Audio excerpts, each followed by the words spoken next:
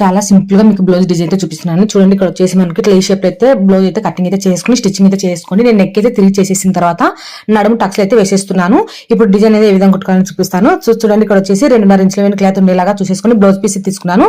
తర్వాత వచ్చేసి opposite gold colour cloth అయితే ఒకటి తీసుకున్నాను అన్నమాట. ఇది కూడా 2.5 క్లాత్ మీద ఉండేలా చూసేసుకొని ఈ విధంగా పొడుగుగా కుట్టు పెట్టుకోవాలి. అటు సైడ్ ఒక కుట్టు వేసుకొని ఇటు సైడ్ ఒక కుట్టు వేసేసుకోవాలి. ఈ విధంగా చేసుకుని తిరిగి చేసేసుకున్న తర్వాత ఇప్పుడు చూడండి, ఒక కుచ్చు మన సైడ్ పెట్టుకోవాలి, ఇంకొక కుచ్చు ఆపోజిట్ పెట్టుకుంటూ రావాలి. మనకు ఆపోజిట్ పెట్టుకుంటూ రావాలి. ఒకసారి మన సైడ్ ఒక సైడ్ మనకు ఆపోజిట్ ఈ విధంగా కుచ్చు పెట్టుకుంటూ రావాలి. ఈ విధంగా కుచ్చు పెట్టుకున్న తర్వాత మనం కుట్టి పెట్టుకున్న బ్లౌజ్ పీస్ ఉంది కదా, దీన్ని సెంటర్ చేసేసుకొని అక్కడ దాకా చూసుకొని కట్ చేసి పెట్టుకోవాలి. ఇంకా మిగిలినది ఇటు సైడ్ రైట్ సైడ్ కొద్దిగా లెఫ్ట్ సైడ్ కొద్దిగా తక్కువ ఉన్నా పర్వాలేదు, మనకి అక్కడ కొంగు వస్తుంది కాబట్టి కనిపించదు బయటికి.